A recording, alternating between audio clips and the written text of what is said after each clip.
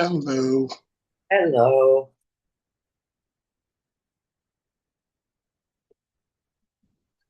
Hello. Hi. Taking it from my. How you doing? How everybody doing? I'm taking the call from my car, so I'll be Hey. Okay. care- carefully driving. Yes, Yes. yes, please be careful. All right.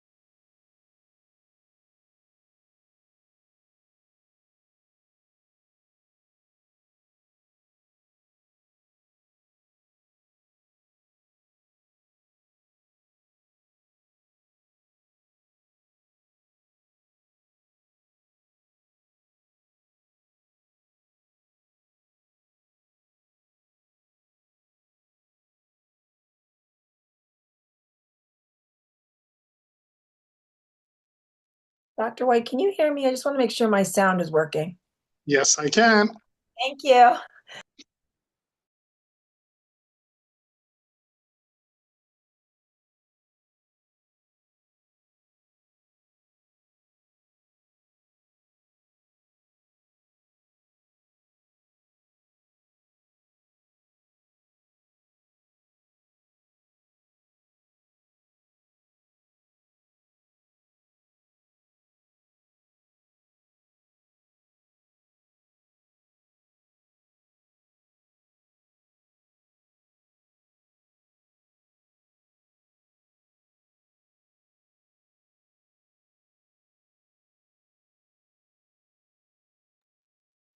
Hello, Principal Bliante.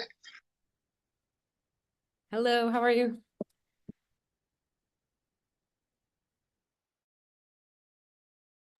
I'm good.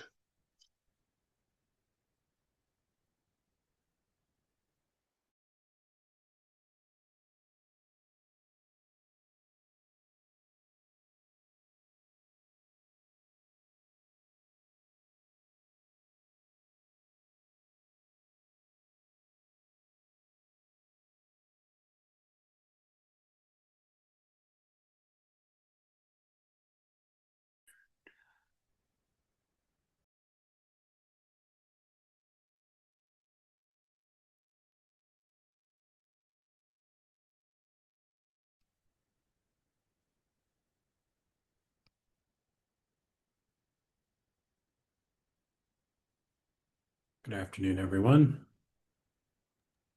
Good afternoon. Good afternoon. We'll just wait a couple more minutes to get critical mass.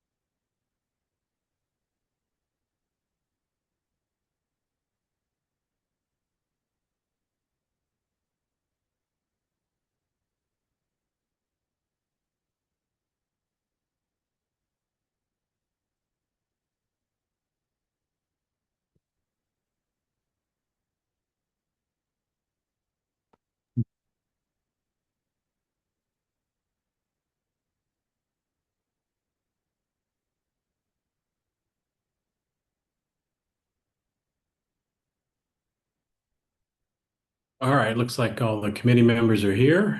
Um, just looking at the abstracts. Do we have Ms. Haxey or Mr. or Dr. Billy rather to we'll probably get to those pretty quickly, depending on the information on the items. Dr. White, Miss Haxey is here. Yes, I got her. I'm Okay, well, let's go ahead and call this meeting to order. Thank you all for joining us on another Monday afternoon for Finance and Operations. We will jump right into the agenda. The first is there are several information-only items. Are there any comments or questions on any of those items? Ms. Downer. Yes, I actually have a question on 2.18. I know this is an on-call contract, and it's at its max.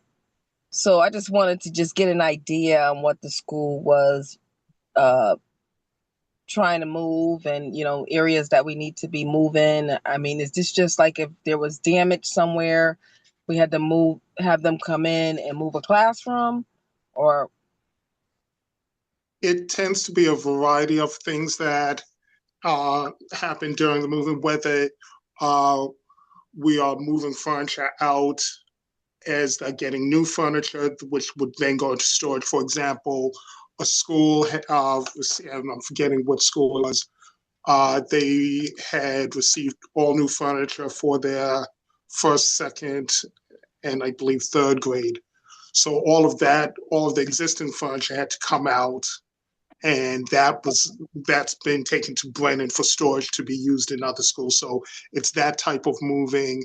During the summer, at times we have to move things from one location to another, though. So that's the kind of thing that we use the movers for over the course of the year. Okay. All right. That's all I wanted to know. I'm good. All right, thank you, Ms. Downer. Anything else on any of the information-only items? If not, Nope. let's jump right into the abstracts. 3.01, NHPS Arabic Program QFI grant. Ms. Haxey. Thank you. Good afternoon, everyone. The reason that you're seeing this abstract now is because actually I was aware back in the spring that there was a chance that QFI, which is the foundation that has given us money to fund our Arabic programs for a number of years, I was aware that they were probably not going to give grants this year. And in fact, they are closing completely in September. So I never did apply for this grant. And they didn't offer a renewal application or any kind of grant application. But what they did is on their own, because we have been able to sort of sustain our Arabic programs and expand them on our own over the years, they decided to give us what's called a transition grant to support that work as they're closing down. So without me asking, they gave us basically what the amount you see there, which is we already had some carryover left over, which we had stopped spending in anticipation of them closing. I was actually saving that money for next year, but they let us keep our carryover, plus they gave us an extra $55,000. But this money is meant to last us sort of forever now with Arabic grants. So I tried to write the abstract in as clear a way as possible. My hopes are that we would be able to stretch this money out. We have no obligation in terms of reporting or carryover renewals or anything. We are allowed to carry it over as long as we need to. And the only thing it does stipulate is it has to be spent for Arabic language support. So I would like to continue to fund the Arabic festivals that we've been having over the years. You've probably seen them in the paper, and Arabic events at our schools that teach Arabic, and an Arabic field trip for each of those schools. And I think if we spend wisely, we can at least make it stretch at least 5 years, if not 6. All right, thank you. Are there comments or questions? Dr. Yarborough. Thank you, Ms. Haxey. It sounds very generous of the organization, and I appreciate your structuring, the long-term structuring of it, so it can last a few years. Do you have a sense, is it drawn each year or do they give it all up front? And my question is around, do you have a sense of if the organization is going to be able to continue to distribute it over multiple years, or are they dissolving as an organization? They are completely dissolving, and they've actually already sent us the money. So Great.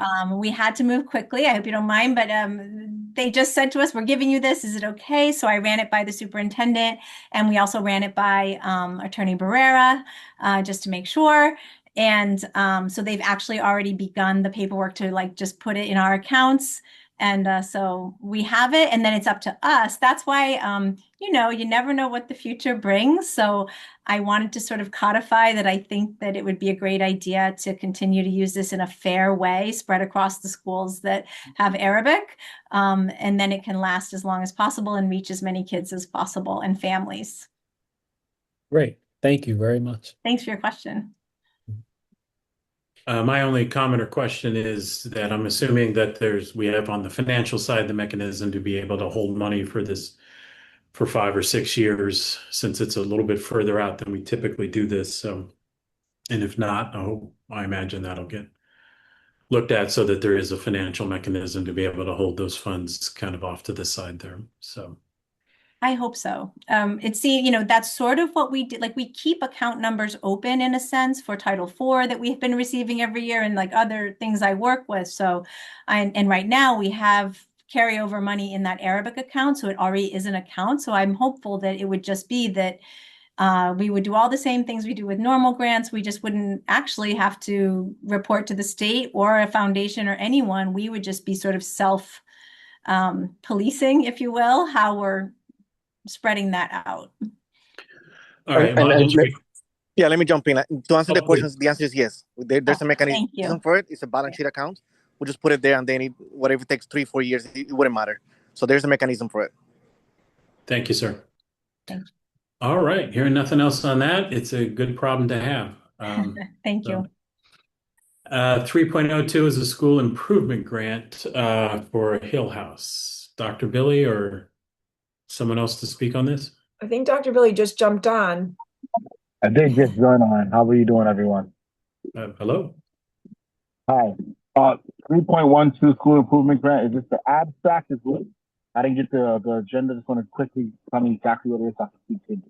Yes, this is 3.02 is the school improvement grant for Hill House for $305,000. Okay, so yeah, Hill House has been put back into a school improvement grant with comprehensive. Now we have a comprehensive overhaul review. We got approved for $305,000. We have been doing a lot of work with school improvement over the past couple of years since I've been there. This is I wouldn't say it's a renewal, but now instead of it being where we just had to do multilingual and instead now we have to do an overall comprehensive turnaround status. And so we're looking to use these funds, continue the work we've been doing at the school, bringing some cultural competency into the school, bringing some things of nature of partnerships with after school programming, and definitely focusing a lot on academics here at the school. Now we've done a lot of work around culture and climate, so now we're moving to our academics within the school. So that's what we're doing with that money over the next couple of years. All right, thank you. Are there comments or questions on the abstract from anyone? Ms. Downer.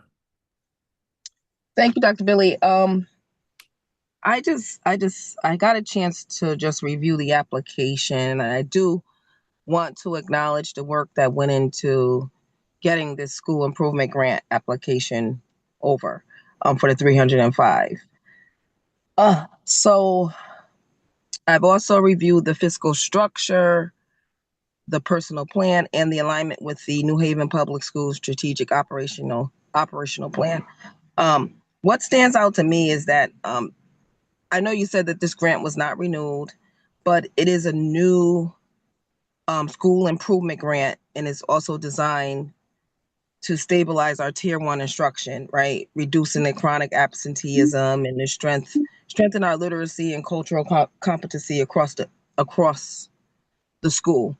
I do have, and also I forgot about the investments in the teacher teams, the scheduling support, behavior intervention, and targeted professional development, which are all directly connected to improving our academia, and including our test performance and graduation rates. I do have a couple of questions, and I also see that the grant covers the cost of programming, staffing, and the professional learning with no fiscal obligations beyond this grant period.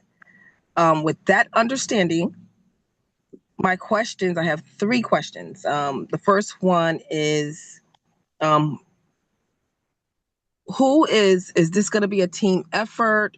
Who is going to be directly responsible for ensuring that this grant academic goals, specifically absenteeism reduction and test score improvement, are met? So, and how would the students' progress be monitored throughout the year? So I can answer a little bit, and then I'll jump it over to Negre. So overall, myself and to a larger extent, Mr. Negre, who oversees Hill House, it's definitely where we've seen academic goal gains at our school over the past 2.5 years since I've been there. This, in my mind, will accelerate these gains. We've jumped 14 points in our graduation rate in 1 year. I'm looking, hopefully it jumps even more this school year. We're in terms of our chronic absenteeism, we've dropped down 11 points in 1 year and then dropped down another 2 points for the next year.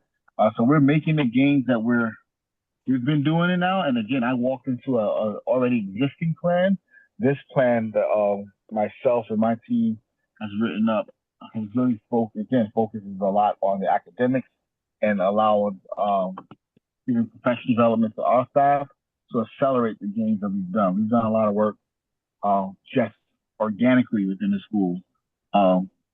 And now this grant will help accelerate it. Mr. Negre.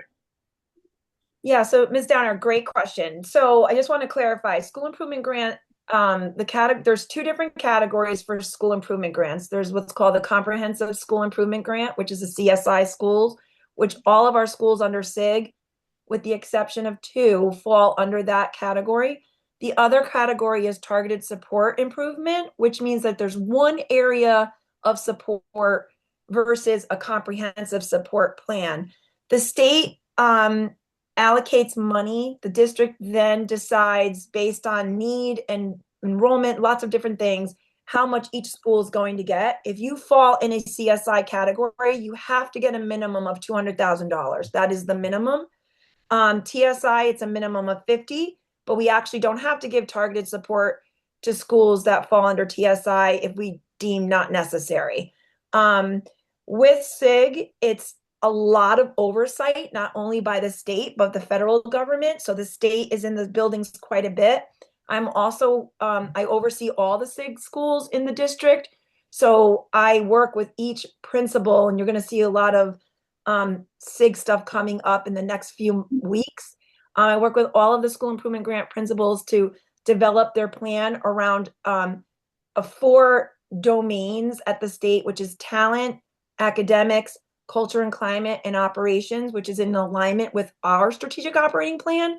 So the goal is that when they develop these SIG plans, it runs parallel with their SOPs, their strategic operating plan. So it's literally one and the same. It almost becomes intertwined and blended. Sorry. So a lot of what you'll see in our SIG grant plans for each school, and that's inclusive of Hill House, Brada, Clemente, Lincoln Bassett, Hill Central, and Troop, you'll see a lot of the same things that are in their strategic operating plan that are also in their SIG grants, because we want to make sure that we're, working smarter, not necessarily harder, even though we work very hard. So we want to make sure that these plans are aligned. The spending has to be spent, and there's certain percentages around SIG. 70% has to be spent on talent and academics, 20% in culture and climate, 10% in operations. So based on the amount you get, those allocations are then determined. So if, like Dr. Billy has $305,000, 70% of that money has to go into talent and academic priority areas, and then 20% in culture and climate, 10% in operations. So when we build out the plans, we make sure that there's safeguards in place to track. So every 4 to 6 weeks, we're looking at student data, we're looking at attendance rates. We work very closely with Dr. Gemma Joseph Lumpkin's office, as well as the State Department of Ed around attendance. We look at the culture and climate data, suspension rates. All of that is looked at every 4 to 6 weeks. And then we basically take a look at, is this plan giving us the results we want? Do we have to pivot? Do we have to make an adjustment? What's great about it is it's a 3-year commitment from the federal government. So Dr. Billy is guaranteed at least $200,000 for the next 3 years. He was awarded $305 this year.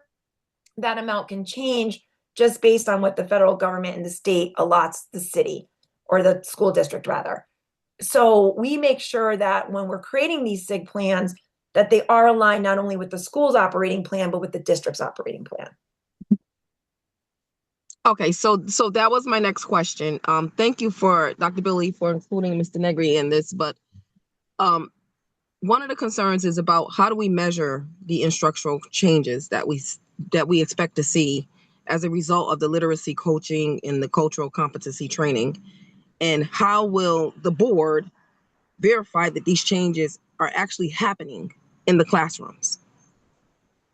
I think from your perspective, you definitely want to look at SATs, right? You want to look at the NGSS, all of those standardized testing are things that you definitely want to look at that. Our walkthrough data is things that we do at the district level. That's how I do at the school. We get through into our classrooms and walking through our classrooms at least once a week. My APs and I dedicate at least 2 hours a day to get into classrooms, to look at that things. But at the school level, we've been focusing on district assessments that the district uses to assess our kids. So I've been doing a lot of work on the NWEA, which measures reading comprehension and literacy, as well as Edmentum. Edmentum, I've been focusing a lot more on algebraic readiness. I believe that translates to success outside of school, right? If a kid can't do algebra, you cannot really be successful outside of school. So I've been really focusing on that. And that is something that I've been sharing with my staff over the past year, our baselines, our goals, and then lastly, our on track rate, and as well as our percentage of Fs earned within the school. And so our on track rate in terms of our 9th grade, as well as the students who are moving on to grade, has definitely improved throughout. We've moved from 69% on track freshmen to 83% in 1 year, and dropped 2 percentage points from 22 to 20% overall percent of grades of F grades earned. And so that's been done through our data-wise, in terms of our teams meeting, our PLC structure, all these different things that are within the school. And again, now being able to provide some of the PD for our students, for our staff, I believe will accelerate some of these goals. Okay, so that leads me to my last question, because you're leading into every plan really has to have some type of assessment, some sort of risk assessment. So if mid-year data shows that we are not on track to meet our attendance or our graduation targets, what corrective actions can be taken, will be taken, and who's accountable for implementing these corrective actions? Again, for the district level, Mr. Negri, he's accountable for giving me the feedback and the corrective action, and then myself to the staff, to the school. So that's more of a team thing. And that's something, even without the state grant, that we do on a normal basis. That's how my training is. That's how what I do in terms of how I lead. And that's how I even work with our staff to do T-Vals, look at your goals and your things mid-year, and how can you pivot or accelerate the growth that we're seeing. And so, but in terms of your direct question, who's accountable? myself as well, Mr. Negre, more so myself, right? I'm at the helm of Hill House, but And you know, and Miss Downer, just so you're aware, each SIG school has a SIG consultant who works alongside the district, so they're in the buildings quite often. If you're familiar with school turnaround or even Commissioners Network, they're in the buildings every 4 to 6 weeks, ensuring that the plan is being carried out. There's also a mid-year monitoring meeting that they have to go through and an end-of-year monitoring meeting, which they have to show data and the steps taken to achieve that data. The state also works alongside of us to allow for them to also come in and consult and support. So it's a quite there's a lot of oversight. Let's just say that. But school improvement takes time. Last year, the district accelerated our support and even intensified our support with our SIG schools. We're going to continue. We created an assist walkthrough team where we were in the school improvement grant schools for 9 weeks doing intensive walkthroughs, just to make sure that we were identifying areas of strength, areas of growth. We're going to continue that work this year. We're working alongside the building principals, the coaches, the district coaches. So there's a lot of touch time in these schools. What's unique now to Hill House is that Dr. Billy actually has an opportunity to create his own plan. Like he had said earlier, he had inherited a plan. So with that being said, we really took a look at the data. We took a look at the walkthrough data. What was it telling us? What are they doing really well? Where do they need the support? And that's how the plans are built. Okay. All right. Thank you. Thank you. Appreciate the answers. Thank you. And anytime you want to join a walkthrough, let me know. You're more than welcome to join. They're a lot of fun. I appreciate in an intensive way. Thank you. Thank you both. All right, thank you. We'll move on in the agenda, and 4.01 is the start of the agreements, and its first one's with Cormier Consulting. Ms. DeNegre. Yes, so Dr. Yarbrough, I took your advice, and all our SIG schools who are going to be using Dr. Cormier Consulting, they're in one agreement. I have 3 schools that will be using Cormier, Barada, we have Lincoln Bassett and Clemente. David Cormier, you might be familiar with him. He's doing some work at Wilbur Cross this year with Matt Brown. Dr. Cormier will come in. He'll help develop leadership capacity, really looking at not only how we can impact instruction tier 1, but also looking at systems and structures that are sustainable to school improvement. He is going to be working at each of the 3 buildings that I mentioned, along with providing additional professional learning support for staff and training for school leadership teams. And all 3 are being paid out of their individual school SIG grants. All right, thank you. Comments or questions? Dr. Yarbrough. Yes. Thank you very much for presenting this and for kind of grouping them together for some of the schools that work with the same professional organization. Just a question on the pricing. How is it determined what amount a school will pay, and how is that when you're asking for quotes, how does that work? So the pricing's done by per session. They recommend anywhere from 20 to 30 sessions. 2 schools picked 20, 1 school picked 25. Then Dr. Cormier, very similar to Mr. Brown's presentation, he then works alongside the school to develop specific teachings, like a toolkit for each school. That cost is determined by the number of staff members in the building, because each staff member gets a personalized kit based on, and by the way, it's completely aligned with what we're doing in the district, HMH iReady, our science curriculum, but it's specific to the schools. So you'll see the school acronym and the mascot, and it's all personalized. And that amount is based on the number of staff, with additional 5 extra copies just in case any new staff come on, because there's vacancies and other things in place. So that's why there's a little bit of variation in the pricing, but it's all based on the number of days that the administrator requested. Okay. Thank you. All right, thank you. Any other? Seeing and hearing none, we'll move on to 4.02, agreement with Insight Coaching. Ms. Jenkins? So I am going to take that one. Ms. Jenkins is not available today. Insight Coaching is, this is a renewal contract through MSAP.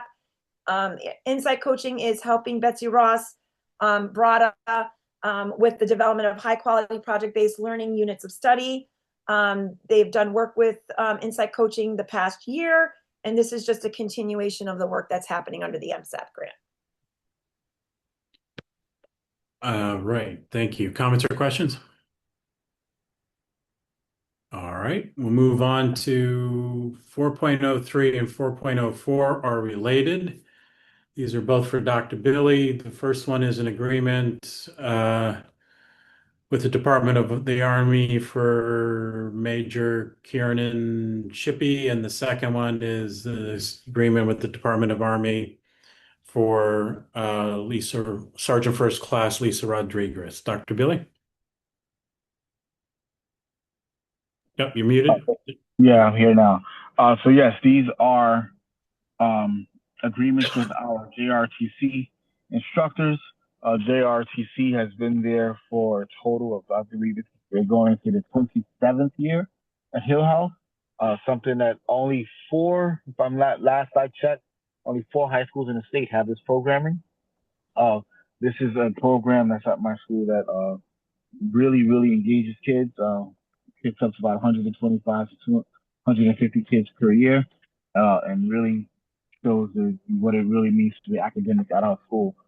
So just to bring our instructors back, obviously pay them, and continue to work.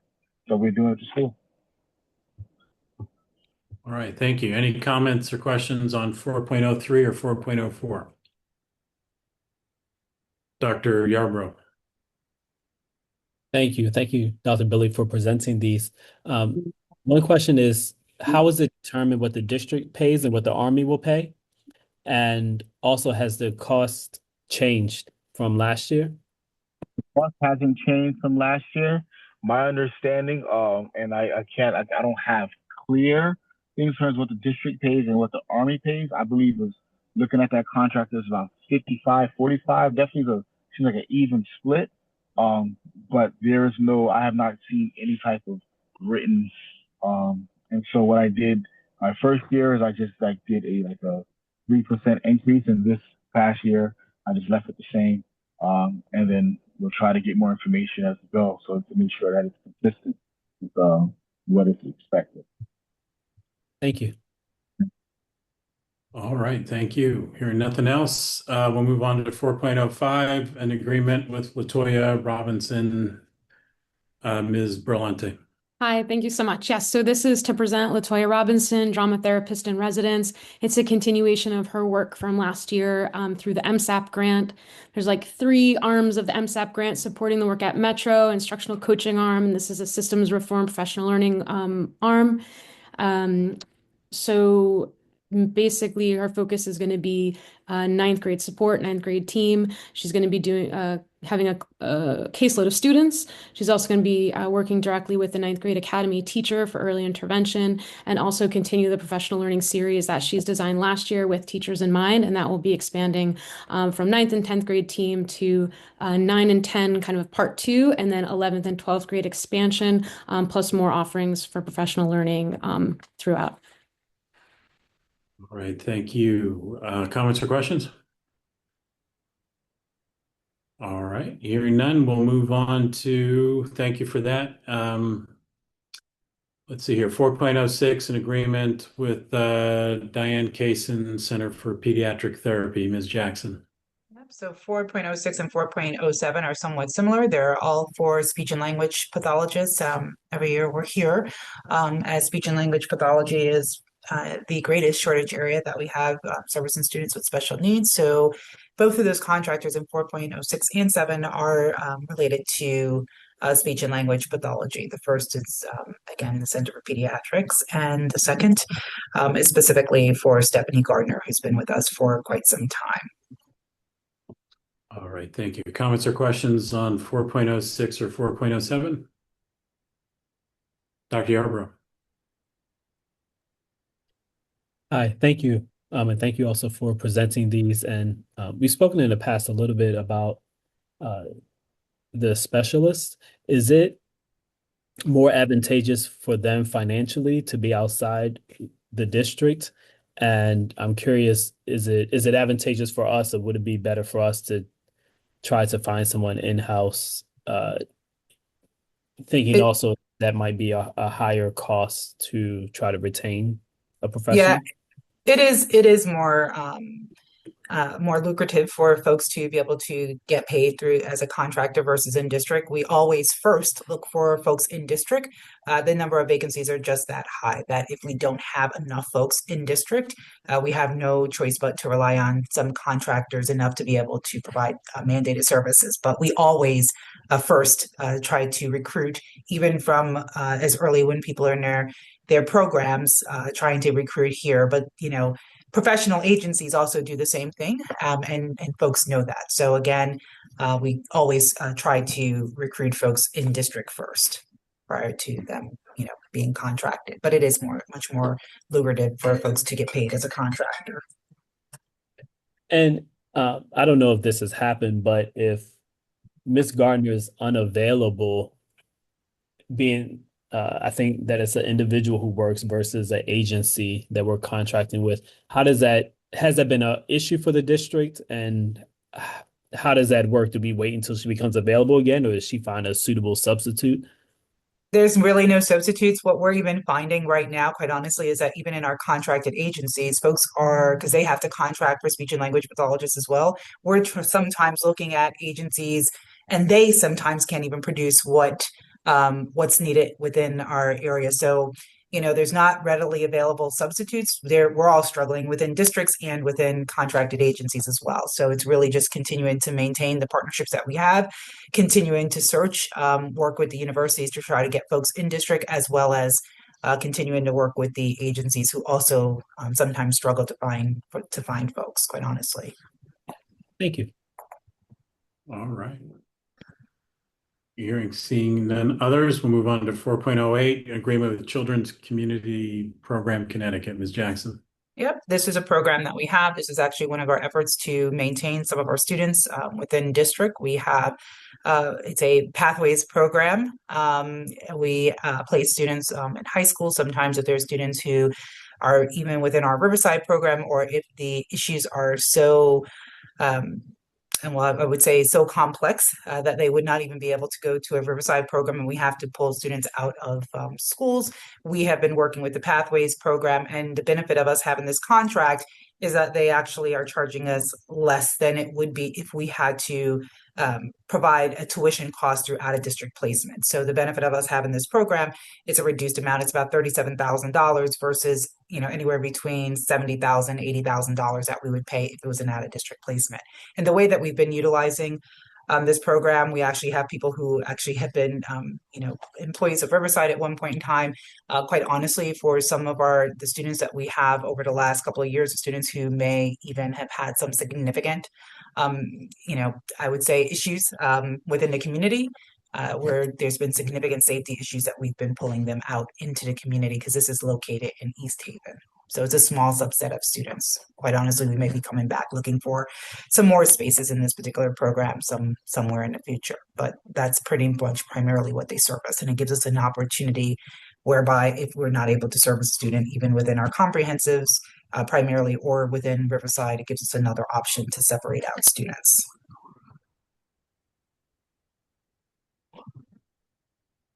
All right, thank you for that. We will move on to 4.09, which is an agreement with Boys and Girls Club of New Haven. Dr. Billy?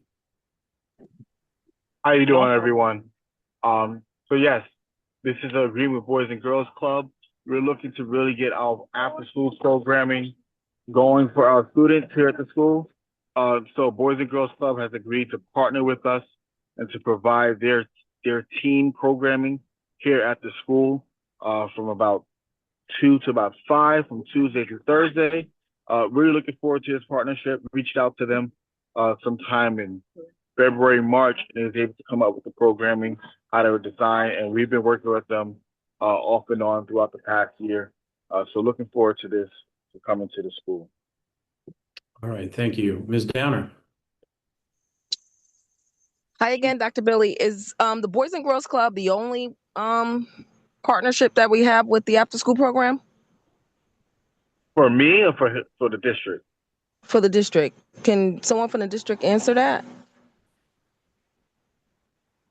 I know it's just Boys and Girls Club for Hill House, but is there any other schools? So I would have the Partnership. district speak more to it, but I know that Yeah. for Hill House, that's something I reached out individually to get to the teen programming here at Hill House. I've been really working on getting our after school programming more robust during my time there. If you're speaking to the I'm programming actually that speaking to the district, so maybe one of the assistant principals. I see Dr. Negron is not on. Someone can answer that. Any So- other partnerships we have out there? I'm looking at Cross. I'm looking at even Troop, even Jackie King Robinson.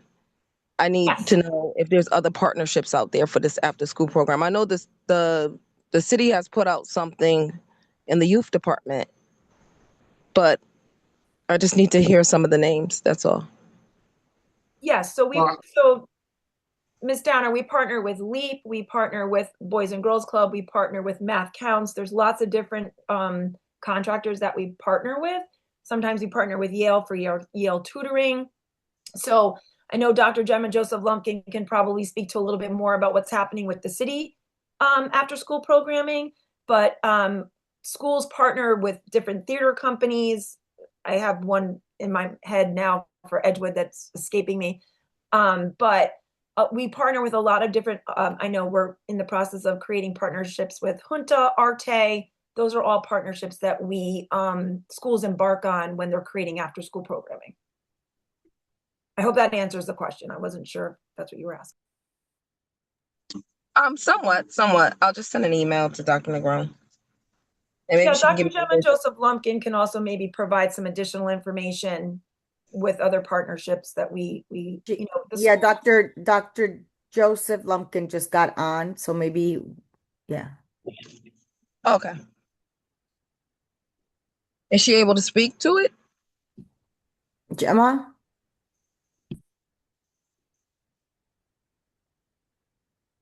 Let me call her and see if she's having issues with her mic. Hold on.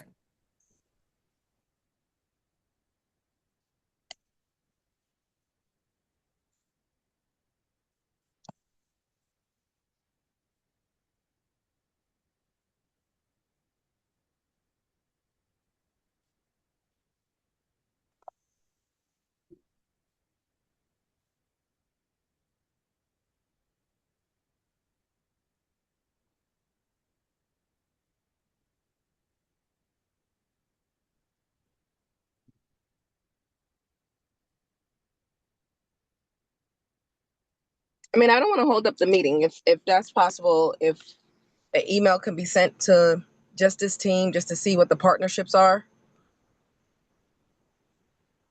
We can make sure that it's sent to you. Okay, thank you. I can follow up with her via email. Okay, I appreciate it. Thank you. All right, thank you, Ms. Downer. Our last agreement is 4.10 agreement with Justice Education. Dr. Billy?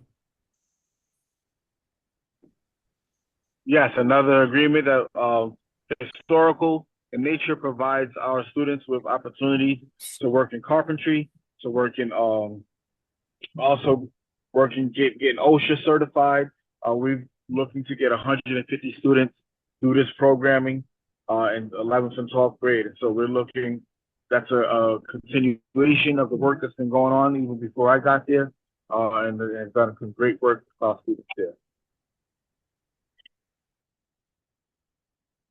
All right, thank you. Comments or questions?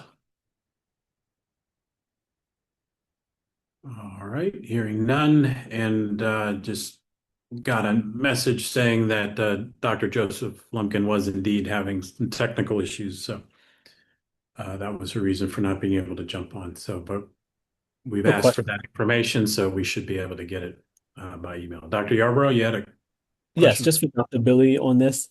I want to know if you could speak a little bit more. It says that there's been an increase of $50,000 for this agreement compared to previous years, and that is coming because there's an increase in services of what they'll be doing. Can you share a little bit about what the big changes are for the students? So it's really the cost of supplies that has gone up a lot. There's the cost of wood, cost of the certifications, all those things have gone up. To be quite honest, over the past 2 years, they've been footing that cost. And so they've had to they've been footing that cost, and we've been increasing the students, right? So, to make things fair, they had to put the cost of the wood and things of that nature inside of the contract as well. Are you still there? Yes. Okay, Thank I you. know it's frozen. Thank you. All right, thank you. Any other comments or questions? All right, thank you for those responses, Dr. Billy. We'll move into amendments. 501 is with Tucker Mechanical. Dr. White? Yes, this is moving the end date of work from 2026 to 2027. It actually will be much shorter than that because we do have to have the SLURF funds expended by next month. And this is because as with many jobs, as they get into the work, discover additional pieces need to be done and fixed to make it. So that's why we're at the extension of this. All right, thank you. Comments or questions?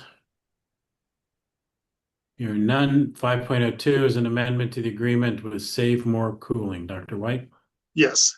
And this is for the additional work that has to be done with the HVAC overhauls at Edgewood and Lincoln Bassett. We had received grants for this, but as the work progressed, additional valves needed to be replaced upon removing the old system, looking at other layers.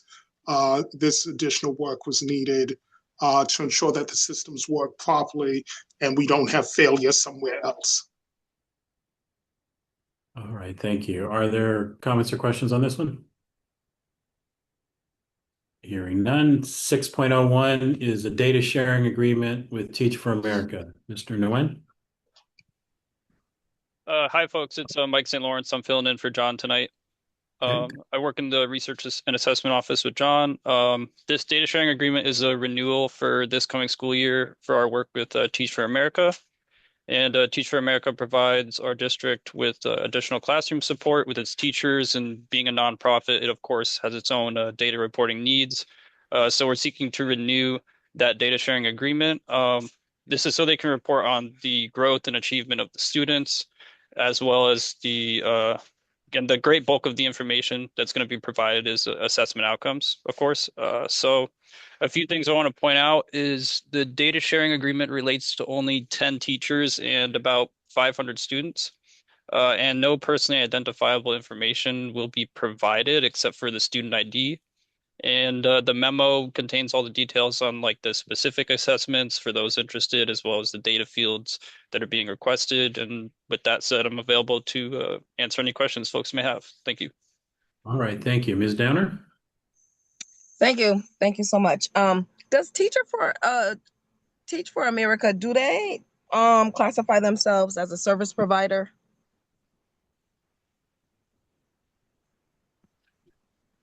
Yes, I believe so. They're a community partner that we work with. All right, so I was just researching some information on this, and it said something about so their data access their data access as a service provider, it has certain restrictions on it that they can get certain information. One question I had wrote it down. Okay.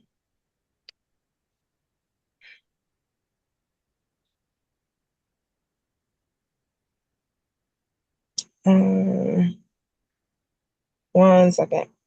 Finding my question. So, we've been doing these contracts with Teach for America for some time now. Has New Haven Public School actually conducted a legal review to ensure that all the data sharing with them complies with the Connecticut Student Data Privacy or the FERPA? Have we been going back and checking that the information that they're getting is just the information that they're supposed to be getting? I can't speak too much about the legality aspects, but the memo does mention FERPA, and I would recommend reaching out to someone else to find the exact answer if it complies with specifically Connecticut policies. So then I'll actually expand that question to someone from the district. Is there an assistant principal assistant superintendent that can answer that question? Ms. Jackson, your hand's raised. I was just going to say, Ms. Downer, certainly with this contract, as some others, we certainly can have a review, just like Mr. Barrera. I'm certain Attorney Barrera actually reviews those some sorts of reports to look for some of the language or some of the data sharing and making sure that we're within regulations. So I know that he does a lot of those contract reviews.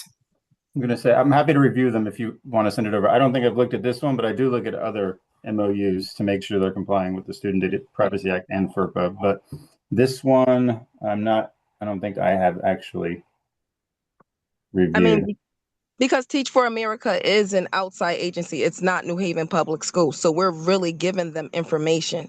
We could be giving them absentees of our teachers and everything else. We got to make sure that we're giving them the information that they should only get. So I don't know how long we've been doing business with Teach for America. For many years now. All the years I've been on the board, so that's 7. So we might want to actually bring this through governance too. So we need to probably maybe put a governance policy on it, when with data sharing, or add it, do something to it, because we should have that compliance when our information is leaving our district. So, I'm sorry, Okay. I didn't mean to cut you off.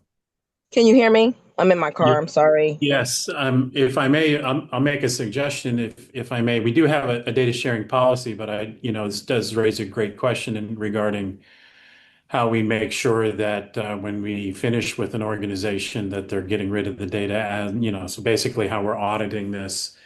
And we're going to talk about our discussion calendar later in the meeting, and we could talk about having a time where the district could present on how they handle data sharing agreements, how they ensure that the organization's using the data as by our agreements, basically how we audit that. So I appreciate it because, data categories like shared data, the controls, and of course, parent notification.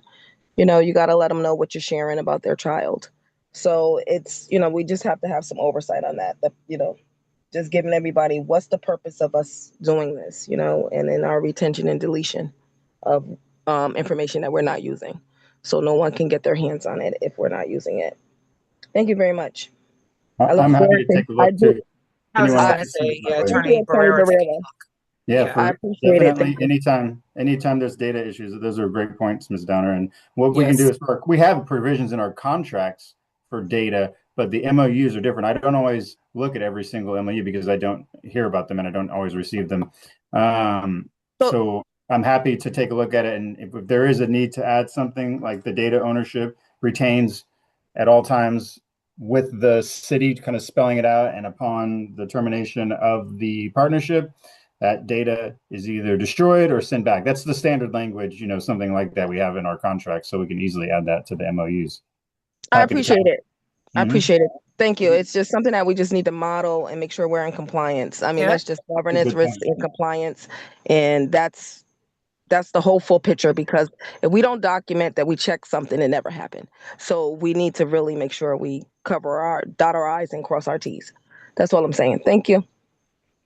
Appreciate it. Thank you. Dr. Yarborough, did you have your hand raised as well? Please. Yes, thank you. And I think what Ms. Downer, I have a question. And also, I think what Ms. Downer mentioned and what you said, Mr. Wilcox, is about the checking piece, is the actual audit. So in addition to what's written legally, how do we know and how can we set up checks, or let's set up checks so that we know people are complying with our agreement around data.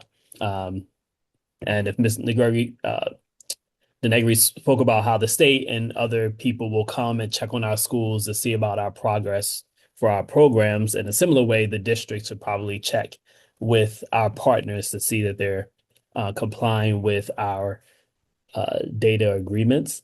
One question I have about this particular agreement is I'm trying to locate where it says where the MOU specifies what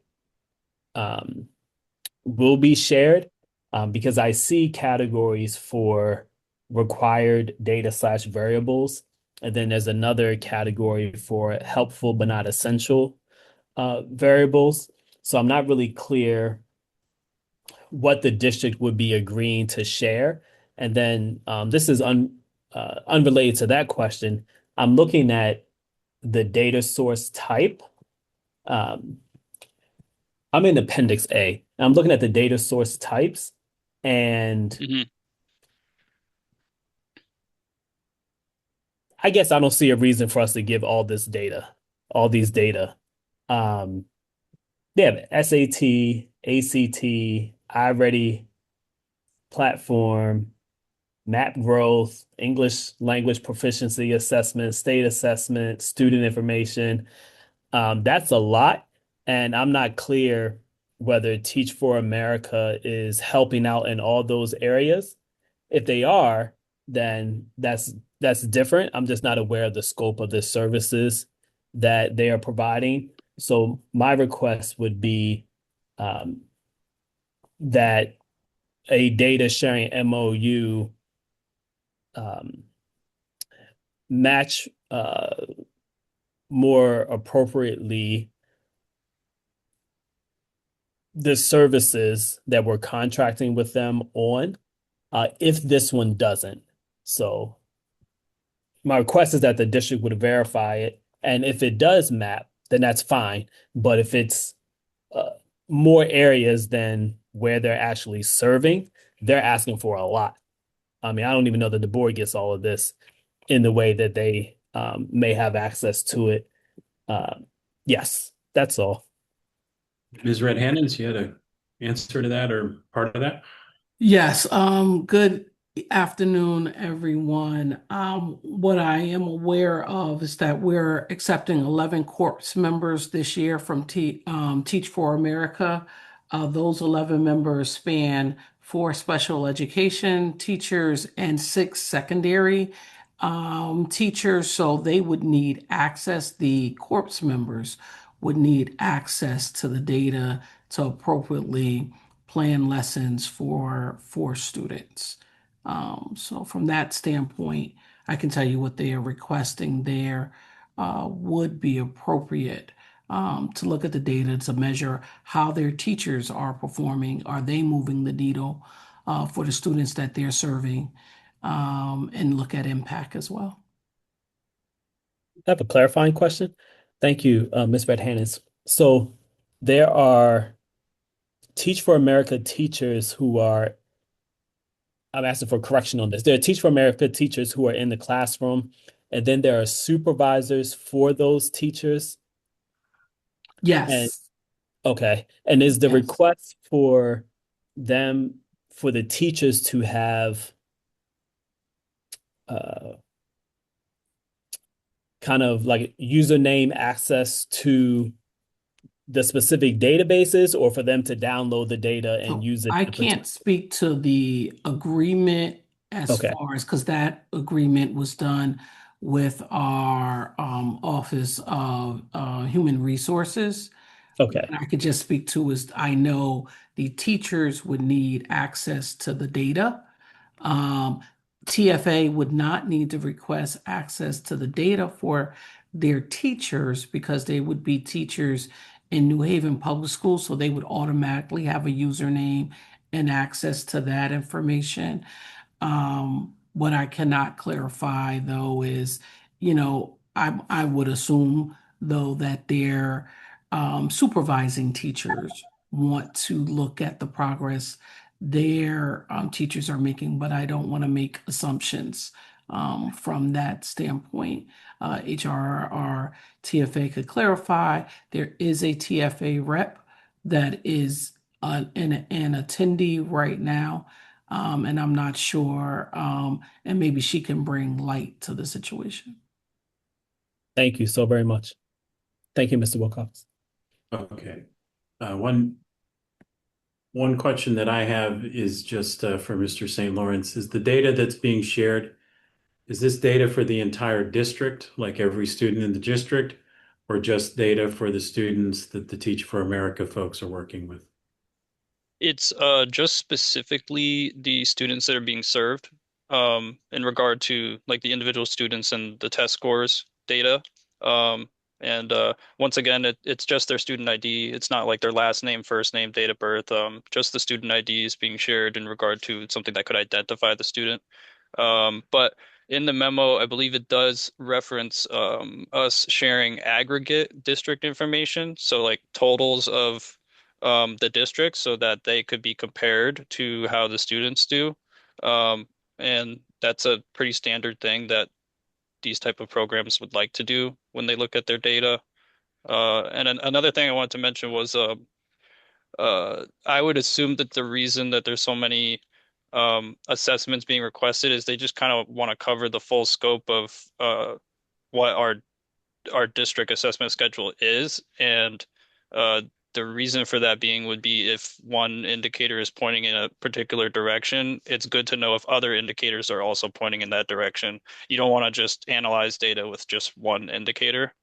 So that would explain why it seems like a lot of data, but it's to make sure that you're actually getting the correct conclusions from the data. And we have Ms. Diggs from TFA who's available. All right. Hi, Dr. White. Thank you. Hi, everyone. I'm happy to answer all of your questions. I think a lot of them are being answered, but thank you so much, Ms. Downer, for your questions. I really appreciate them. I think just a couple of things I would add is the purpose of the data sharing agreement is really for our own programmatic evaluation. So we've made a commitment to New Haven Public Schools to provide excellent teachers for kids who are deserving of excellent teachers. And so in order to be able to ensure that we are making that commitment and following through on that commitment, we just need some basic student information in the classrooms of where our teachers are so that we can use that to inform professional learning, to see if teachers are being impactful in classrooms and things like that. In terms of the breadth of the data, it really is because we have teachers who are teaching potentially in elementary school, up at the high school level. For example, if someone's teaching high school math, we do want to look at SAT scores as an example to see the impact there. My strong recommendation would be that if Attorney Rivera has not yet reviewed the DSA, which it doesn't sound like he did, that he take a look at that and review it as well so that you all feel really, really comfortable. I think that everything is covered in there in terms of data storage, data, I don't know the exact technical terms, but like getting rid of the data, how we protect the data, all of those things, because we have the same interest in mind, which is making sure that kids' information is kept confidential and that we are following all of the guidelines and FERPA and all of that. But happy to answer any other specific questions that you all may have. I have one. Yes, Ms. Downer. I have one more. I mean, I'm super interested in the data sharing agreement with TFA, making sure that it aligns with our New Haven Public School pipeline, strategic plan and staffing, equity, and student outcomes. But I don't think it's for Ms. Diggs. Maybe someone from the district. Has New Haven Public School evaluated alternative staffing pipelines that require less external data sharing? So someone from the district, if they can answer that, please. I think, Ms. Downer, I'll just chime in. I think that's a question more appropriate maybe for our Office of Human Resources. But if I can work with them to respond to you to talk around any other maybe agencies that they've worked with for teachers. I mean, I know you're familiar with some of the programs and partnerships we have with universities. We also have teachers that have come in our DSAP, our durable shortage areas, that we work with them and do that in partnership. But I think to get a comprehensive answer, I'll work with Office of Human Resources to provide you with that response. Okay, thank you. Can you provide it to Professor Yarbrough? No, not Professor, I'm sorry. President Yarbrough and Mr. Wilcox, please, too, also. Thank you. Yes. It's made you a professor. Sorry. No. All right, thank you. So just as takeaways, if I can sum up. So I heard that Attorney Barrera is going to be specifically reviewing this agreement and the TFA data sharing agreement there, so that will happen this week. And if you could, Attorney Barrera, please let the committee know that occurred, and if anything comes from that. And we also talked about adding on to our discussion calendar a more general one about how the district monitors and audits these data sharing agreements to make sure that things are progressing as we expect them to. Am I forgetting anything else specifically related to this?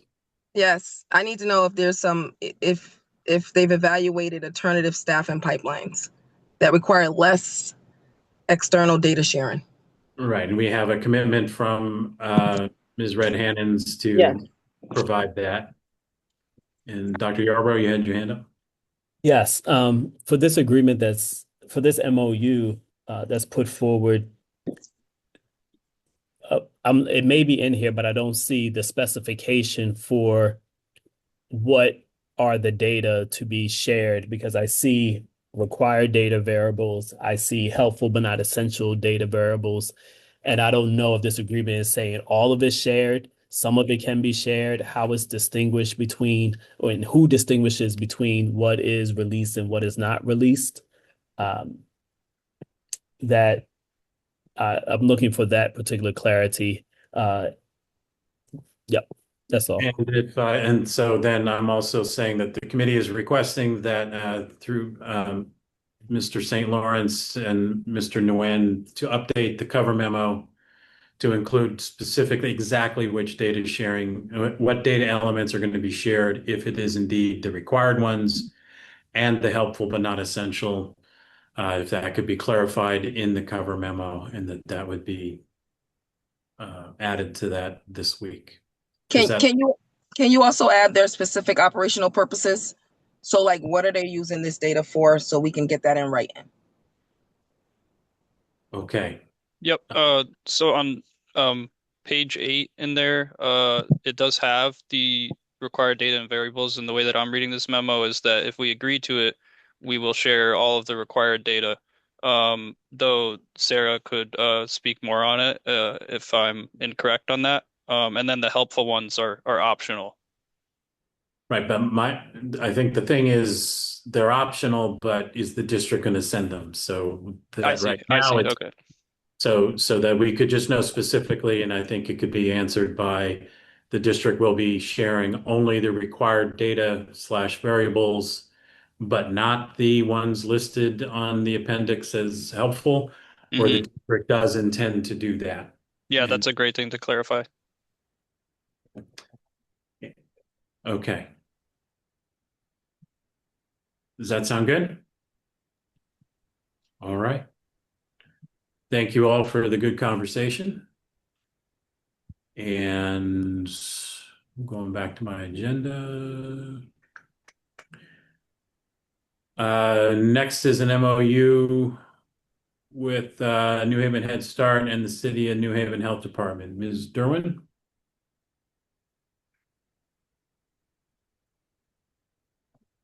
I don't see that she's here. This is one I'm familiar with. We've done this in the past. This is simply Head Start is reimbursing the city for the one full-time nurse to be assigned to Mayo School. We've done this last year, and having a nursing services are required by the grantor. So I don't know if I got any of that wrong, but if the committee has any questions, we can, require them to be answered in a memo. Just in the interest of time, that's what that one's about. So if there's nothing else on that, we'll move on to purchase orders. 801 is purchase order with Curriculum Associates for iReady. Ms. Joyner. I'm sorry, trying to get my sound. We are able to hear you. Oh, okay, there it is. All right. Hello, everyone. This is our purchase order for our core curriculum resource, which is iReady Math, iReady Classroom Mathematics with Curriculum Associates. We are in year 6 of implementation with iReady.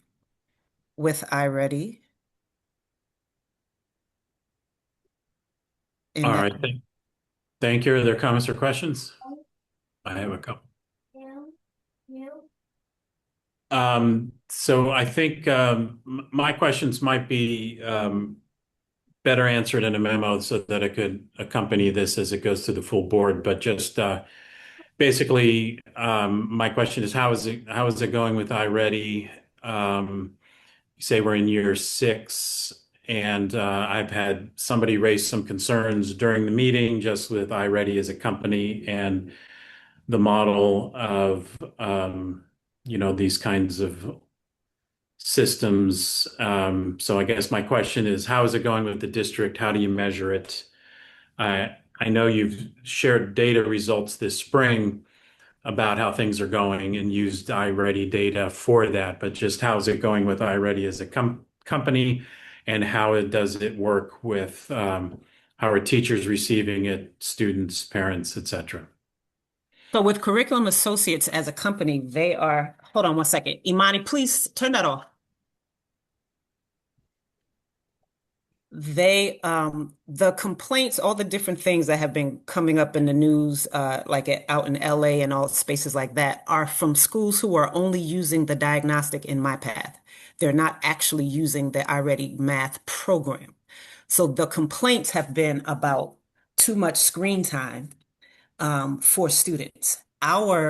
We use the iReady Math program with the diagnostic in MyPath as part of that program. So our instruction is with the textbooks, the teacher toolbox, there's actual teacher instruction, and with the procedures like the try, discuss, connect routines, all the different routines that get our students talking more about mathematics and their understanding of mathematics, and students doing the heavy lifting as opposed to teachers. The MyPath is the software that enables students to get personalized instruction based on what the diagnostic assessment and what teachers determine are the areas where students are struggling. So I read one article where it said kids were on the screens for 90 minutes a week. Our students are 45 to 50 minutes a week, with 10 minutes a day is what we suggest. And evidence shows that those students who engage with the iReady, with MyPath, score approximately 20% higher than students who don't engage with it with fidelity. Our teachers who use the program with fidelity and use the data have their teacher. We do math data chats as a school and as with teachers as well. Hold on.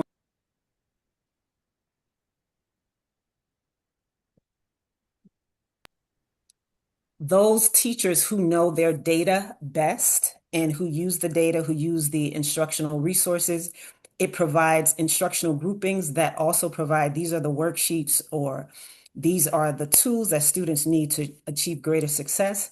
They help us with our small group instruction.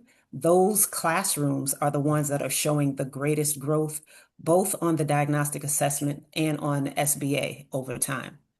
Those schools where the coaches and the principals are most knowledgeable about their student data and working with their CUSP students, the instructional, like I say, small group instruction, things of that nature, those are the schools who are showing the greatest growth over time as well. Since coming back from COVID, we entered into our scores. We all know math scores are not where we want them to be, but when we talk about growth of our students, the year after COVID, what I inherited was students scoring at 12% proficient. We are currently at 18% proficient, which is close to our 20% proficiency rate pre-COVID. So we're getting closer to that with the use of the iReady program.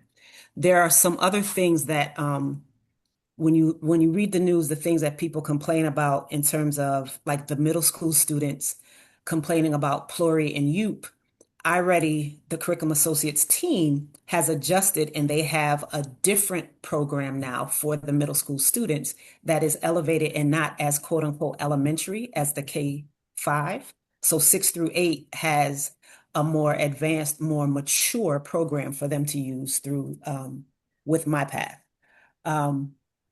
I, as a supervisor and as a parent, my child uses MyPath instruction, the instructional personalized assessment, and she only is on it 10 minutes a day. 10 minutes a day. And she loves it. She'll ask me, Mommy, can I do MyPath? So some of the opinions of, just like anything, any program is not going to satisfy everybody. If you only use parts of a program, you're not going to get the full picture. Curriculum iReady in particular, I looked at the Ed Reports, which we all know is an independent evaluation tool. Ed Reports from 2017 to now, iReady scores have improved each year. In 2024, which was the last year it was evaluated, it was the only program in the nation to receive all 100% scoring in terms of all the different areas of focus, rigor, math content, all of those areas. So it's a program that I support. They support us. Anytime we have reached out to them from the beginning of, I inherited the program, but I've gotten to know the people at the company. And anytime we've reached out to them to say, hey, this is something that our teachers are asking for, this isn't working well, they go to their support team. And more often than not, they've taken our suggestions and made improvements as we've gone along. All right. And just my final question, and I'll move on to Ms. Downer, so this is a program you've inherited. We've used it for several years now.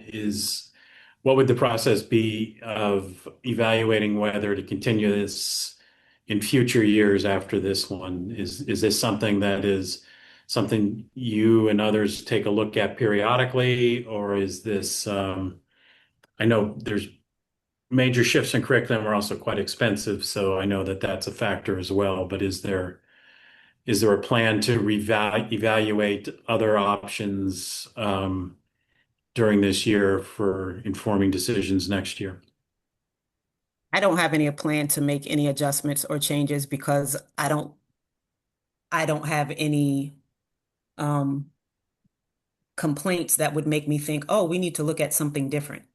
I do know that when we piloted, what I inherited was iReady for K-5. And when we piloted, hold on one second.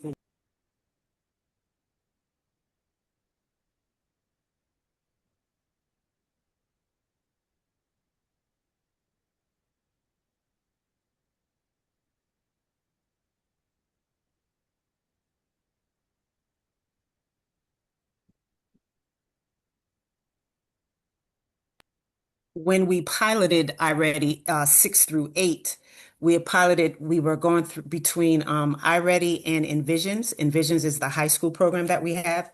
And at that time, it was up to me to make a decision about which curriculum we were going to go with, which program rather we were going to go with. And we piloted it in the schools. We got feedback from the teachers, from the principals, and from the coaches. And the overwhelming feedback was 70% of teachers, coaches, and principals wanted iReady, 30% wanted Envisions. There were several reasons for them wanting to use iReady. Part of it was the ease of use, the being able to use the data, getting more into the tools for instruction. Just like with anything in terms of people learning it, the more people learn the program and dive into the tools for instruction and how they can use them in their classrooms, the more satisfied they are with it because now they understand it. The people who are resistant are the people who are, some of the people who are resistant are those who are used to the historical memory of in NHPS, sometimes we'll use something for 3 or so years and then it'll go away. So they feel like, oh, I don't really have to stay focused on this because it's going to go away in a minute.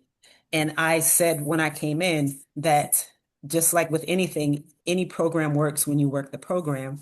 I'm committed to this program, and going to something different causes us to go all the way back to the beginning and start completely fresh about learning a new program, and then we get this same issue again. So if there are concerns with the program, then we need to address what are those concerns so that, and we help the teachers with our professional development. Everyone is getting better, more clear with that. And the teachers, if I could, teachers that I have talked to this year who have said to me at the beginning, I was not on board with iReady, but now that I've used it and I see how it's impacting my students, I'm fully on board and I want to learn more. So that's what I'm getting from people who are invested in the professional learning and taking that knowledge and putting the work into learning the program. All right, thank you. Ms. Downer? All right. So what I'm hearing is post-COVID, we are 20% proficiency with iReady. 18. And that's 18. And I started at 12% is what I inherited, yes. So I'm almost thinking like at some point, do we get to 50% proficiency? I mean, it's like 7 years. So what I will say is all the data that I've looked at that exists, the highest we've been in math has been 22%. That's what I've seen. So getting to 50%, okay. Yeah, that's utopia. I would absolutely love to be able to get there. There's places where we want to get, but if we look at historical data, it's not someplace we've ever been. So Right. trying to get there, absolutely trying to get there. So what I'm trying to do is move us from COVID. I mean, COVID happened about we're in 2026, so that's about 6 years. So 2027, whatever that gap is, and maybe if it's, so when I could just speak, when my daughter was in school, they was doing Saxon math, you know, and you were right. They did change it every 3 years. But we got to maybe look at this program to see if there's other programs out there so we could actually move that needle. I mean, I'm not happy with the 20% or the 18%. I'm really not happy with it. Neither am I.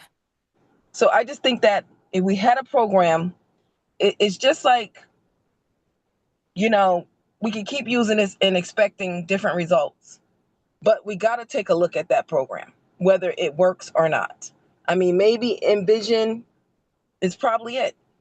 You know, and it depends on our students, you know, and I understand that. I do understand that there's some difficulties there, but I have to agree with Mr. Wilcox, taking a look at this program and seeing if, because 18%, and I know that we did some restructuring with the math department, so there's going to be a split between the secondary and, you know, and the lower grades.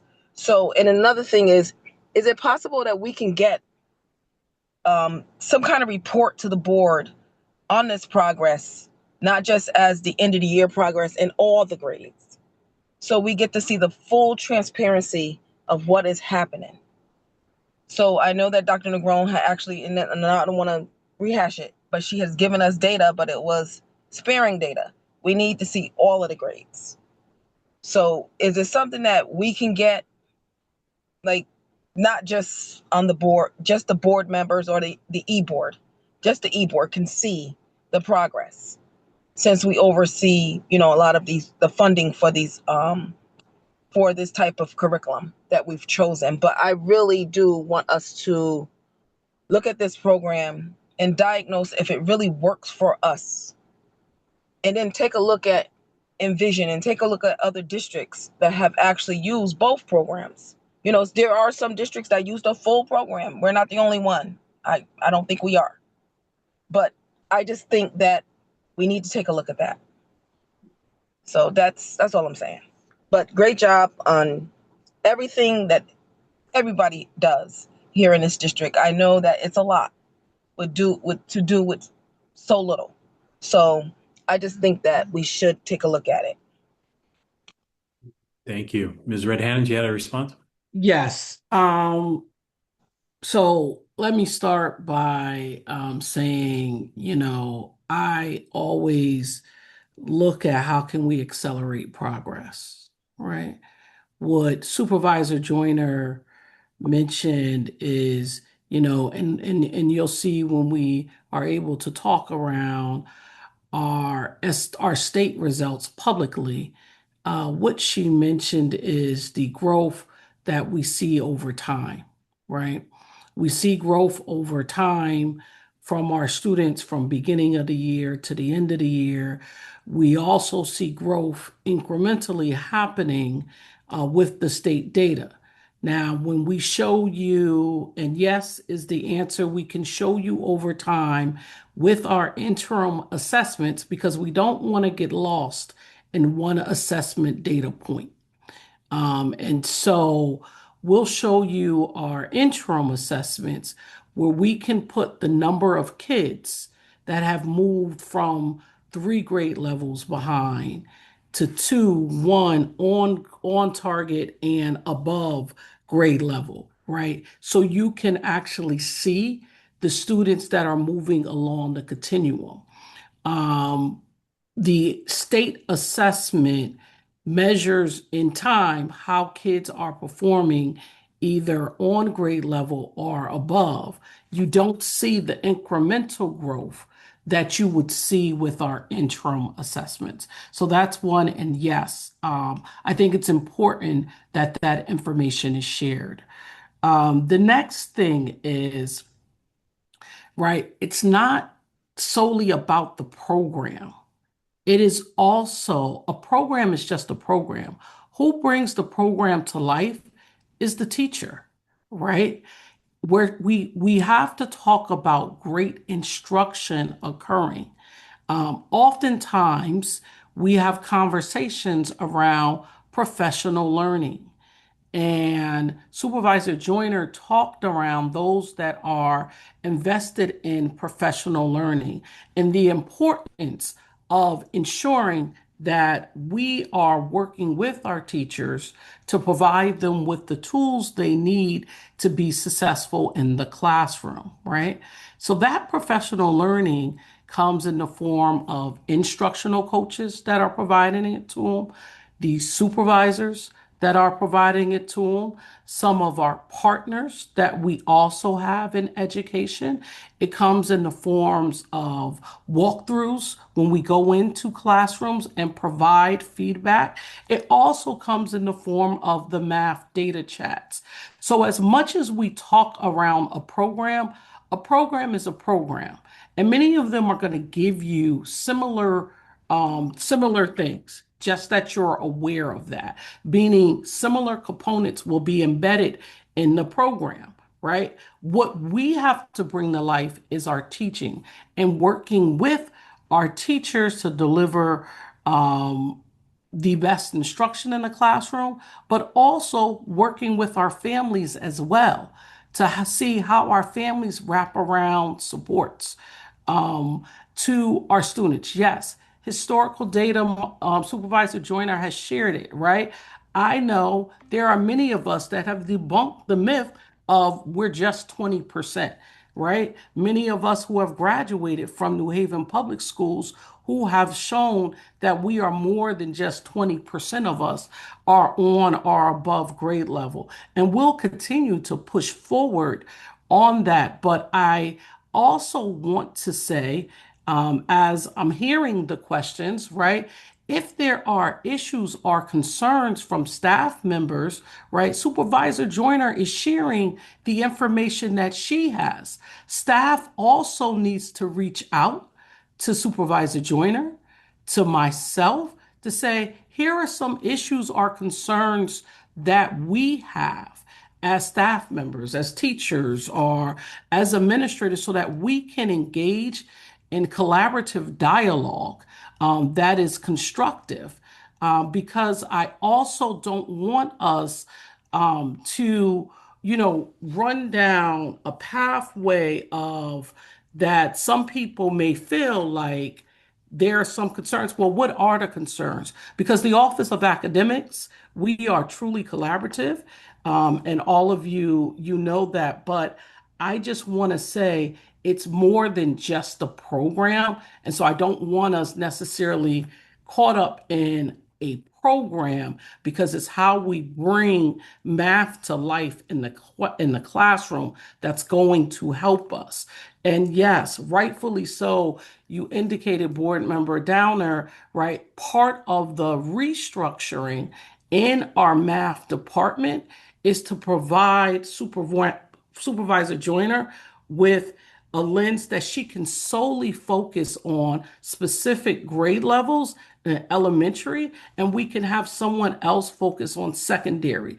Quite honestly, I've always thought the job was too big, having one supervisor of mathematics for a district this size and for us to do it well. So part of this is recognizing that we do need to accelerate progress, and we also need to have a laser-like focus on particular grade levels from the specific supervisor. But I invite anyone that has any specific questions around program, around professional learning, to please reach out to us. We are more than open to sit down and collaborate. Right, thank you. Any other comments or questions on this one? Hearing none, we will move on. 8.02 is a purchase order with Enome Incorporated. Ms. Jackson? Sorry about that. I don't know if you can hear me. That's for us. Really, the goal of this particular vendor is for us to kind of reduce to administrative lift for our special education teachers. It helps us to be able to create standards-based goals and objectives. And as I mentioned to you before, really looking at the administrative lift for our special education teachers and providing goals and objectives that are standard-based and aligned to state and federal standards. All right, thank you. Are there comments or questions? Dr. Yes, Yarber. sir. Yep. Hi, thank you, Ms. Jackson. Yep. Just in terms of how the vendor was selected, I don't see an indication for how Yeah. they came up. So if that could be put on the form. Sure, I will do that. One of the things, just to let you know, is that we used to have a vendor that was the majority of the folks in state utilized, which was called IEP Direct. And again, it's really to help with some of the administrative lift and goal development for special education teachers. Right now, the state is looking at Goal Book as well. I'll be honest with you, one of our supervisors has been one of the pioneers in this work. So more and more districts are utilizing Goal Book, and the state may be using this as well. So it's really just aligned to that work. There's not many vendors who are doing this work. The other vendor who was doing the work we utilized and now have phased into this particular product, because that particular vendor at that point in time, the state has now moved to a whole nother IEP system. So what that other vendor was able to do, this one no longer is able to do the same things as the other one. So there's really not a big market for that. But I certainly can explain that a little bit further so that you have that information. There's not a big market for this. And this is going to align to what we think the state is going to adopt long term. Okay, thank you very much. You're welcome. And this is an app with, it's an app for 100 users. Yep. And then there's the on-site consultation part. Yes, and we actually track the utilization we actually need more licenses because well, I guess I shouldn't say that we share here, but we we try to maximize the licenses that we have.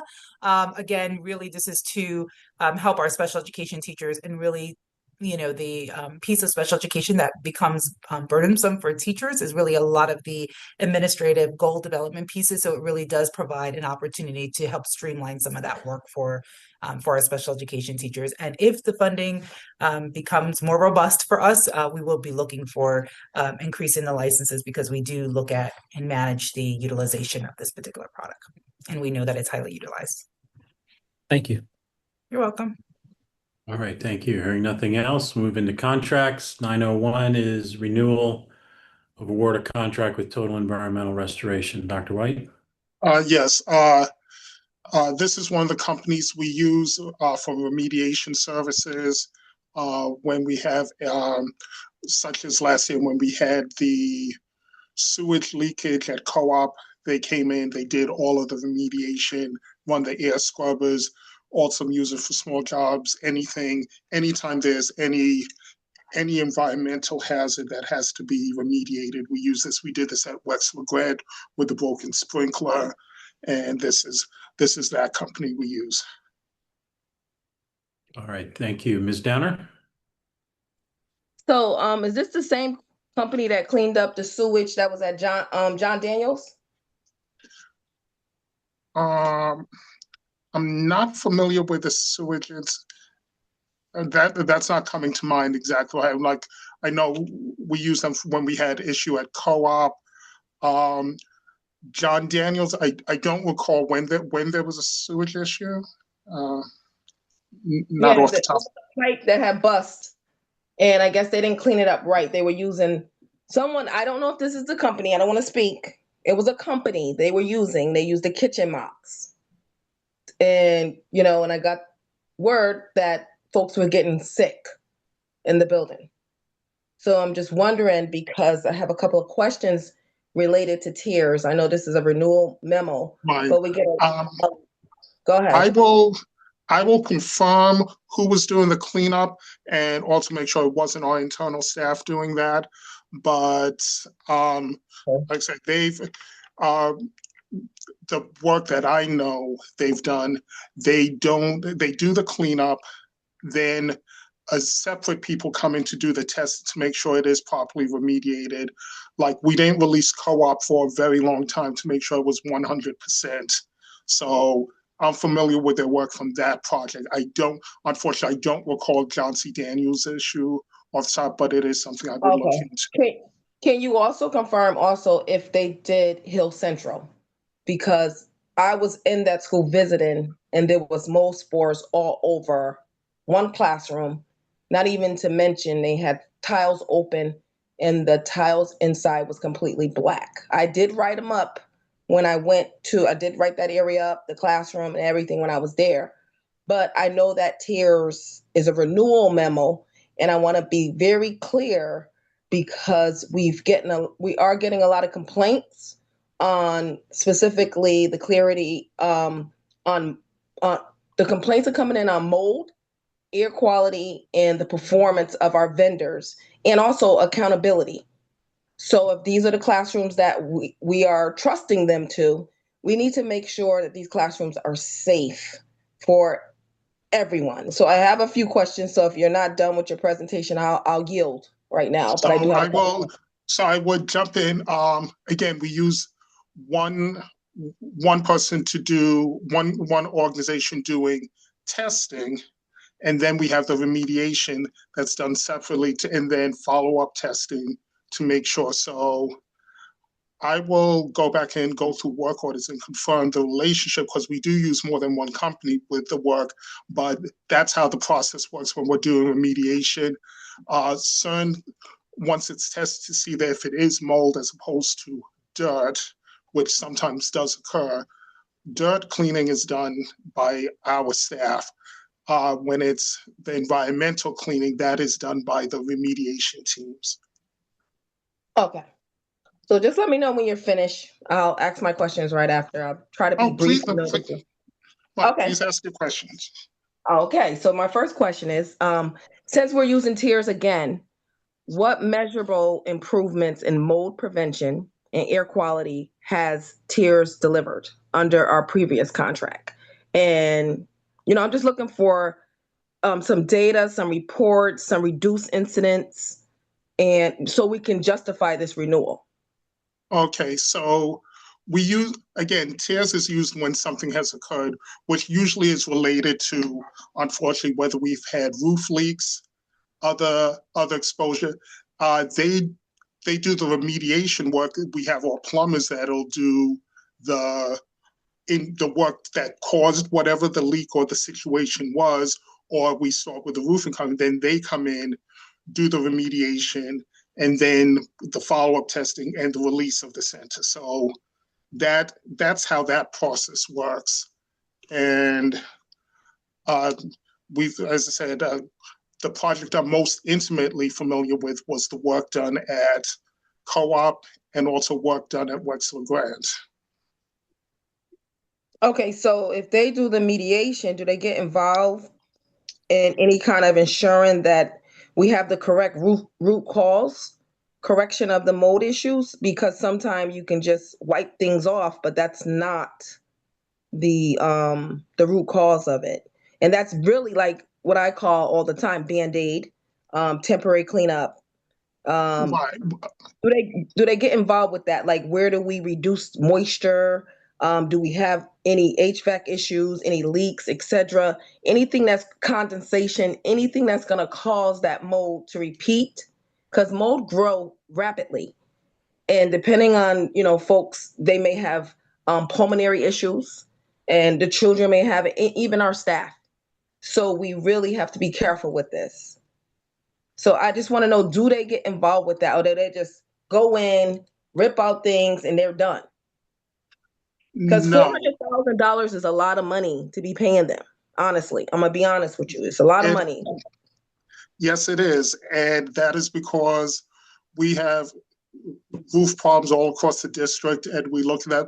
So again, when a problem begins, the first thing is to do whatever the beginning of remediation is to stop them spreading. Mm-hmm. Then, depending on what's happening, as I said, if it's the sources of roof leak, we're calling in our roofers. We're consulting with our steam fitters and HVAC people to see where is the cause, getting everyone together to look over what is the cause. And they do the remediation, cut things out and stop the situation. Nothing gets done in terms of closing up until we figured out and remediated the cause of that. So if there's a leak, for example, with Wexler Grant, when the sprinkler broke and flooded those rooms, the walls got cut out and other repairs had to be done, and before we could have them back in to close up to sign off and certify that it's been properly remediated. So that's how we go through this work. And yes, it is expensive, but we want this done correctly. So I can tell you this, I have been in the schools where there have been maybe some mediation, but I've seen box fans. It is the same as if someone had a fire in their house and the fire department brings those fans to suck that bad air out of the house back outside. It is the same mediation process. I've actually had my rental home mediated, and the equipment that was brought in to suck out the moisture really, basically, I had a large electric bill behind it, but I'd never seen a box fan be used for stuff like that. I'm not going to say what school it was, but I would actually love to know exactly what school that happened at, because also there's sometimes an element of people who will try to do some work on their own. But again, when I've worked with TRS, they brought in the air scrubbers, they bring in the fans to help suck out air, not box fans, definitely not that kind, but the kind to completely dry. So again, I would love some more information so that I can follow up and also work on seeing if there is any issue related in that way.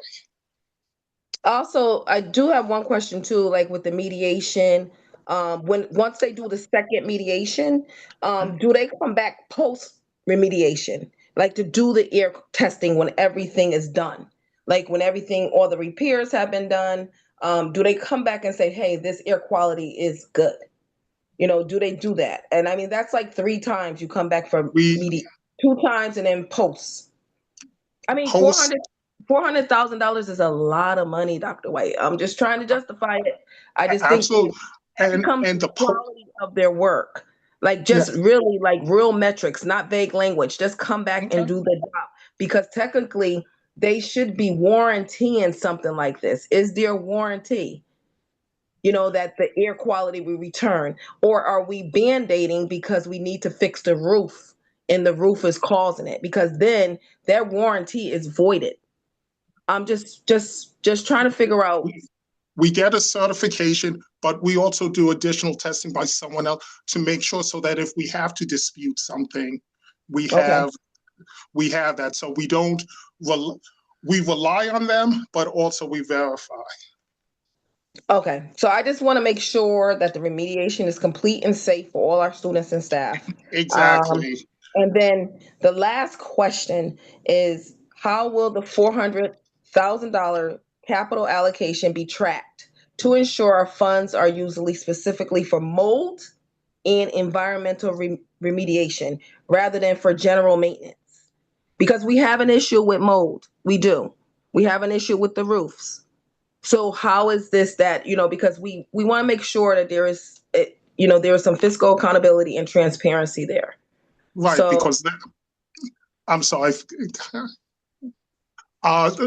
Because this is used specifically for environmental on-call. Literally, when there is a situation, we call them to come show up. This is what's happening, and take for that. This isn't used for general supplies. Okay. All right. And it's the same thing, right? Does somebody go back and check to make sure the work is done? Yes. Okay, thank you. Like from the district, not someone saying, hey, yes, I heard it was done. I mean, physically put eyes on it. No, we have teams that go in and do physical inspections, looking at things before they close up walls, and then afterwards making sure everything is finally done. I appreciate that, because technically if the city came out and did something like a deck, they come at different phases.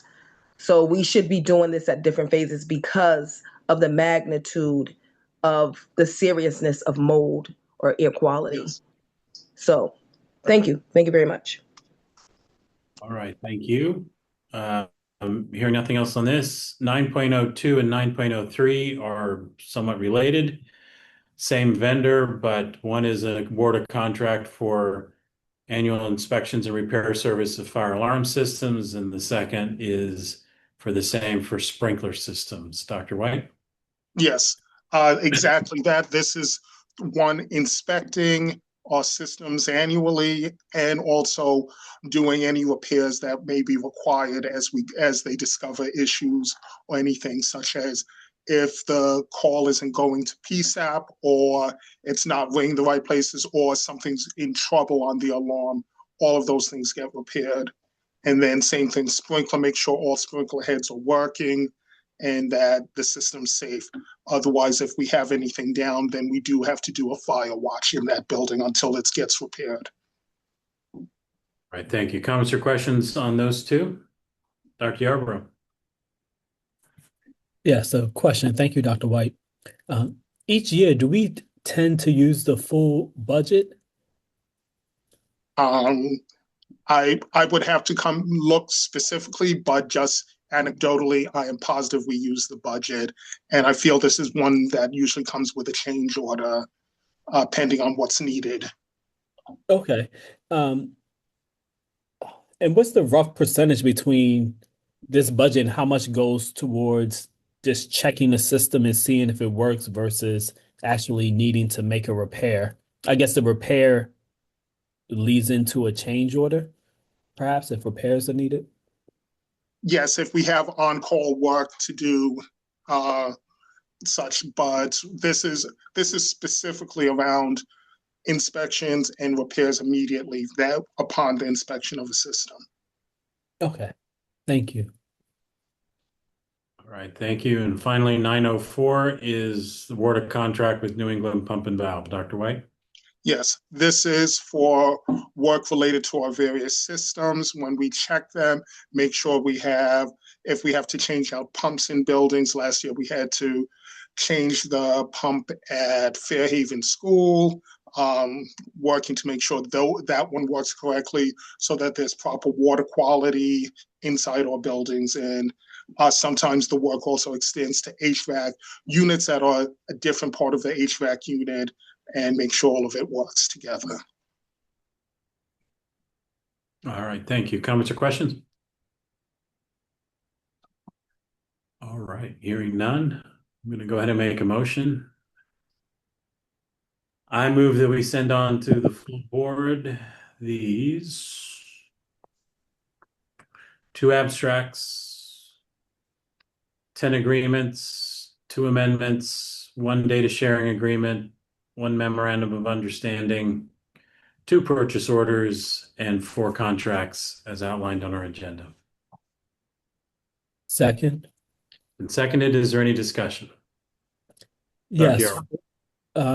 For the TFA teacher MOU, the district will come back to the board with information. Yes.